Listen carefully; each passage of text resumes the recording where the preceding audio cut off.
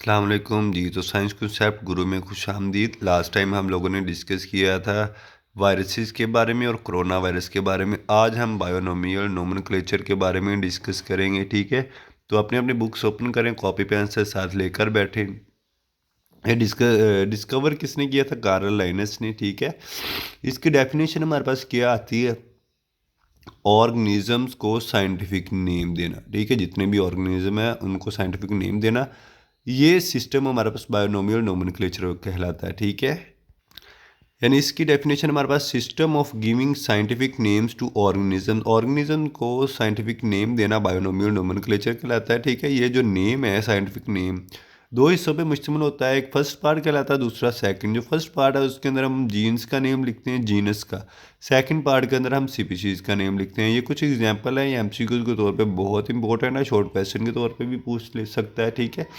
इसको ज़रूर याद कीजिएगा, ठीक है। ऑनियन का scientific name allium cepa, potato का साइंटिफिक नेम सोलम ट्यूबरसम, टमाटो का सैलियम नेम। ये सारे के सारे साइंटिफिक नेम लिखे हुए हैं, ठीक है। इनमें सबसे इंपॉर्टेंट ह्यूमंस का नेम है, पोटाटो का, ओनियन का और टमाटो का, ठीक है। ये लाजमी याद कीजिएगा सारे के सारे ही। ये जितने भी नोट्स हैं ये हमारे व्हाट्सअप चैनल पर अपलोड किए जाते हैं, जिसका लिंक डिस्क्रिप्शन में दे दिया गया है। तो वहाँ से उस चैनल को ज़रूर फॉलो करें ताकि आप लोगों को ये नोट्स मिलते रहें और आने वाले जितनी भी अपडेट्स हैं वो आप लोगों के साथ शेयर की जा सकें, ठीक है। अब इम्पोर्टेंस क्या है इस बायोनोमियल नोमेनक्लेचर की? इम्पोर्टेंस क्या आ जाती है हमारे पास, ठीक है। सबसे पहले मैं इम्पोर्टेंस आप लोगों को सिग्निफिकेंस बताता हूँ कि सिग्निफिकेंस हमारे पास असल में है क्या। ये हमारे पास एक ऐसा स्टैंडर्ड प्रोवाइड करती है, लाइक ये देखिए, अगर हम वर्ड ऑफ साइंटिफिक नेम, ठीक है, लैटिन ज़ुबान से लिया जाता है जो भी हमारे पास साइंटिफिक नेम आता है, ठीक है। Scientific name of organism is same. पूरी दुनिया के अंदर जो साइंटिफिक नेम है वो सेम होता है। इस वजह से, ठीक है, हमें एक स्टैंडर्ड वे मिल जाता है कम्युनिकेशन का, ठीक है, और स्टडी करने का ऑर्गेनिजम्स को, ठीक है। एक तो इम्पोर्टेंस इसकी ये कि जितने भी ऑर्गेनिज्म है उनको सेम ही, मतलब कि अगर एक ऑर्गेनिज्म है ना उसको पूरी दुनिया के अंदर सेम ही नेम मिलेगा, ठीक है। तो इससे पहले हमारे पास ये होता था कि एक ही रीजन के अंदर, एक ही इलाके के अंदर एक ही चीज़ को बहुत ज़्यादा नामों के साथ पुकारा जाता था, जो कि प्रॉब्लम हमें हमारा सॉल्व हो गया। लाइक हम ओनियन आता है, प्याज, जिसे उर्दू में बोलते हैं, ठीक है। उसे गंडा बोलते हैं, क्या क्या बोलते हैं, गंडा, बेसल, वेसल बोलते हैं, ठीक है। और फिर उसको एक ही साइंटिफिक नेम दे के, एलियम सीपा दे के इस प्रॉब्लम को सॉल्व किया गया। Various regions have different names for the same organism.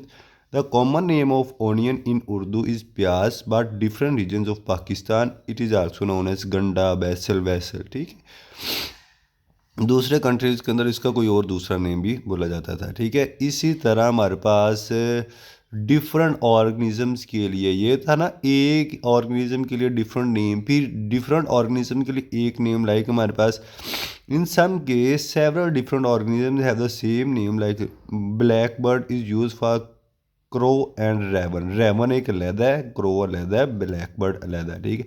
लेकिन इन सब को हम ब्लैक बर्ड बोल दिया करते थे, पहले ज़माने में ऐसा ही होता था, ठीक है। ये पहले ज़माने की बातें हैं, आज की नहीं है,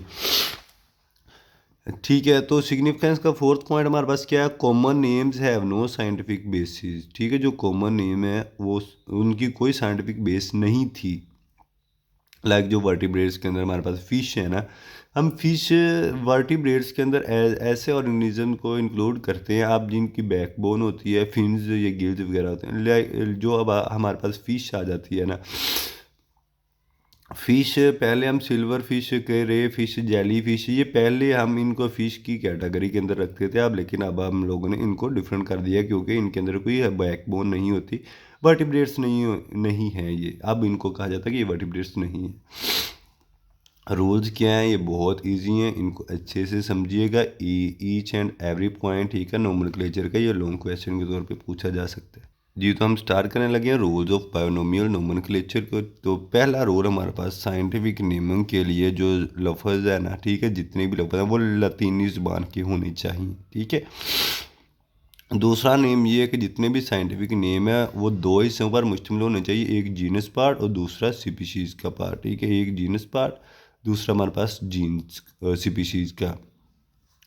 फर्स्ट नेम है ना जो, ठीक है, वो जीनस का होना चाहिए। जो सेकंड नेम है हमारे पास वो स्पीशीज़ का होना चाहिए। और हमारे पास एवरी साइंटिफिक नेम, जितने भी साइंटिफिक नेम है वो यूनिक होने चाहिए, ठीक है।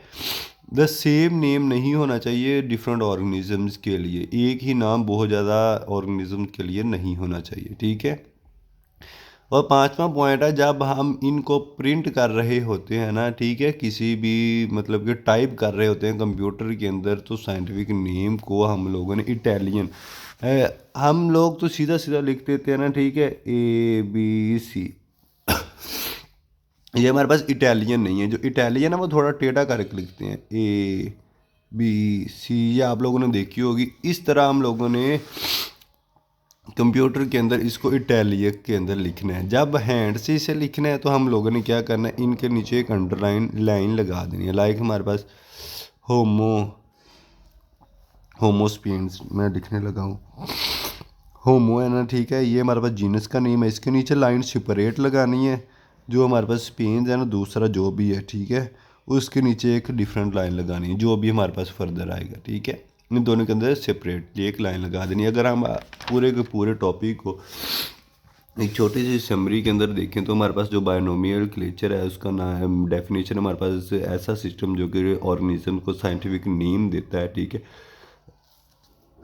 और ये कुछ एग्जांपल्स आपकी बुक के ऊपर लिखी हुई हैं, ठीक है। ये MCQs के तौर पे बहुत इंपॉर्टेंट है, इनको लाजमी याद कर लीजिएगा। ओनियन को एलियम सीपा, पोटाटो को सोलेनम ट्यूबरसम, टमाटो को सोलेनम एस्कुलेंटम, हनी बी को एप्स करेना, ठीक है, टाइगर को पैंथेरा टाइगरस, ह्यूमन बीइंग इसको होमोस्पियंस बोलते हैं, ठीक है। इसकी अगर हम सिग्निफिकेंस की बात करें वही कि ये एक हमें ऐसा रास्ता देता है स्टडी करने का ऑर्गेनिज्म को, जो कि हमारे पास बहुत ही कम्युनिकेशन के लिए अच्छा होता है, ठीक है। और डिफरेंट ऑर्गेनिज्म को पहले एक ही नाम दिया जाता था या एक ही नेम डिफरेंट ऑर्गेनिज्म के लिए बोला जाता था, वो प्रॉब्लम्स भी सॉल्व हो गए हमारे पास बायनोमियल नोमेनक्लेचर के ज़रिए से, ठीक है।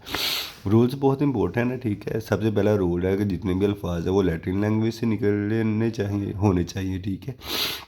और इस साइंटिफिक नेम के दो हमारे पास पार्ट होने चाहिए, एक जीनस पार्ट, स्पीशीज़ पार्ट होना चाहिए, ठीक है।